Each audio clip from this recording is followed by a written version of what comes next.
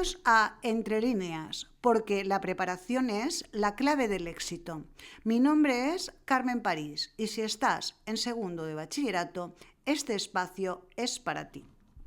Hoy vamos a hablar de Emilia Pardo Bazán, una mujer transgresora, rebelde, provocadora, que fue un mito y hoy intentaremos conocerla un poco mejor.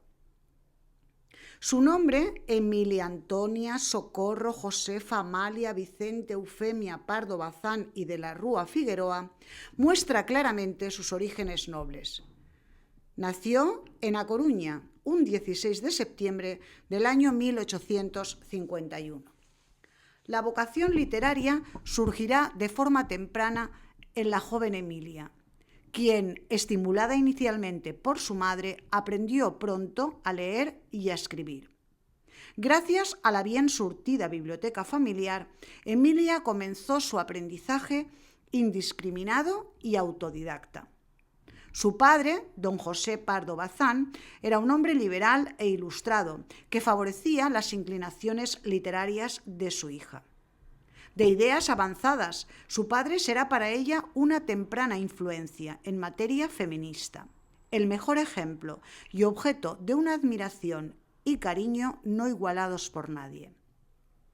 Su madre, Amalia de la Rúa, actuó como un ángel doméstico, protegiendo las ambiciones de Emilia.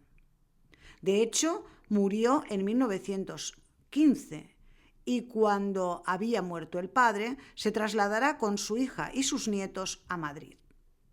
La actividad política del padre, diputado de las Cortes, propició que la familia se trasladara a Madrid y allí Emilia continuó su esmerada educación. Aprendió francés, inglés e italiano, hecho que le permitió leer a los grandes en lenguas originales. El año 1868 es un año decisivo. Ella misma describió: 3 acontecimientos importantes han sucedido este año. Me vestí de largo, me casé y estalló la Revolución del 68. Por aquel entonces, Emilia tenía 17 años. Se casó con Pepe Quiroga, un estudiante de Derecho un poco mayor que ella. Él tenía 20 años. Y la boda se ofició en la capilla de Meirás, propiedad de los padres de la novia. ¿Cuál era la situación política en esa España de los años 70? Tras la gloriosa, Amadeo I de España, llamado Rey Caballero o el Electo, fue elegido rey de España y su reinado de poco más de 2 años estuvo marcado por una inestabilidad política. Una grave crisis con el conflicto independentista en Cuba, que había comenzado en el 68, una nueva guerra carlista iniciada en el 72. Todos estos hechos hicieron que el matrimonio y el resto de la familia se trasladara a Francia, y ahí comenzaron los viajes por Europa. Pero este viaje no tuvo solo una motivación política, también tuvo un impacto significativo en la formación intelectual de nuestra autora. A lo largo de su vida, Pardo Bazán visitó París en numerosas ocasiones. Ella la consideraba como la ciudad cerebro del mundo. Estos viajes, a los que ella se refería como sus invernadas en París, le permitieron estar al tanto de las novedades literarias y de los avances tecnológicos que luego traería a España.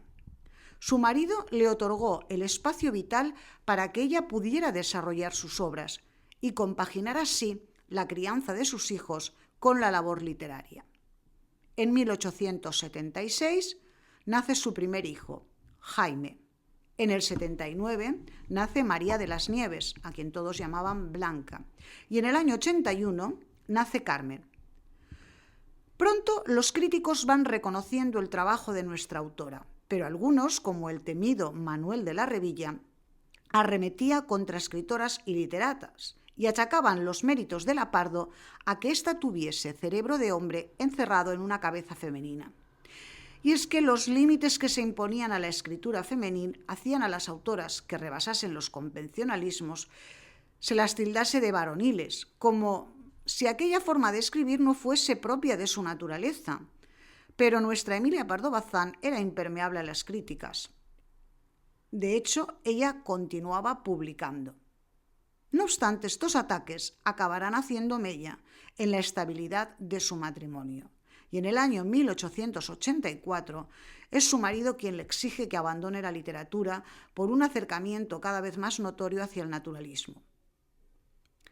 Evidentemente, Emilia Pardo Bazán eligió la vocación literaria y se produjo la separación.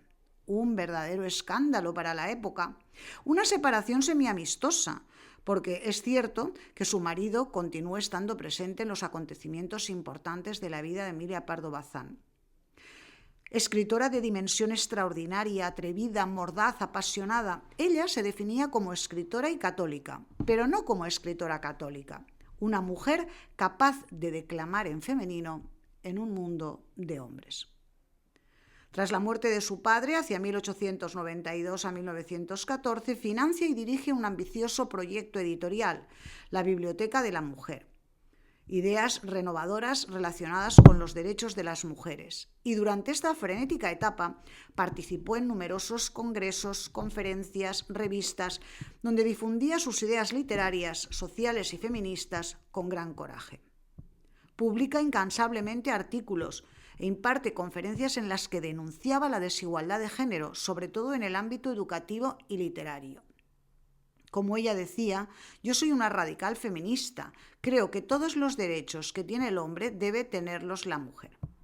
Entre sus amistades desde joven y a lo largo de toda su trayectoria vital destacan intelectuales y escritores de la talla de Giner de los Ríos, Pérez de Ayala, Machado, Unamuno, Campoamor, Blasco Ibáñez, Galdós, y pintores como Sorolla, Beruete, políticos como Castelar, Pi Margall, Cánovas, Canalejas, y de todos ellos destaca Galdós, con el que sí que tuvo una relación amorosa, como verifican las cartas.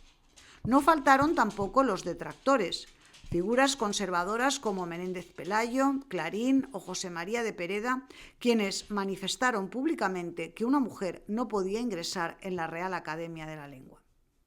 Pero Emilia fue una mujer adelantada a su tiempo, una mujer considerada como una de las mejores novelistas del siglo XIX. Murió un 12 de mayo de 1921 en Madrid. El motivo de la muerte, la complicación de la diabetes que padecía. La vida y el pensamiento de Emilia están marcados por una serie de contradicciones y ambivalencias que la hacen una figura fascinante y compleja. Su personalidad y su obra se sitúan en la encrucijada entre la tradición y la modernidad, lo que le valió el rechazo de algunos, así como el fervor de otros. Se debatía entre la tradición aristocrática y las ideas liberales. Ella, nacida en una familia noble y profundamente católica, sin embargo, defendió la educación de las mujeres. Su feminismo no era el de una revolucionaria socialista, sino el de una mujer que desde una posición privilegiada luchaba por que todas las mujeres pudieran elegir su propio destino. Religión versus moralidad. Aunque ella era una católica devota, su vida personal y literaria desafiaba la moralidad de la época. Sus novelas, incluso su propia vida, muestran efectivamente las críticas a las que estuvo sujeta y de hecho se le acusó en numerosas ocasiones de inmoral, porque se apartaba de las normas impuestas a esa mujer del siglo XIX. Una mujer que buscaba la independencia pero al mismo tiempo el reconocimiento, otra ambivalencia. Pardo Bazán fue una mujer tremendamente independiente que no dudó en romper convenciones sociales y vivir según sus propias reglas, pero al mismo tiempo anhelaba el reconocimiento de la élite intelectual masculina. Su lucha por un sillón en la RAE lo refleja, sillón que le fue negado en 3 ocasiones, lo cual es un fiel espejo de esa sociedad. El conflicto entre su deseo de ser una intelectual reconocida y el rechazo, el no conformarse, el no encontrar su lugar en esa sociedad. Se la llegó a calificar de mujer con pantalones o marimacho, apodos que reflejaban el desconcierto de sus contemporáneos ante una mujer que se adentraba en un terreno reservado solo para hombres.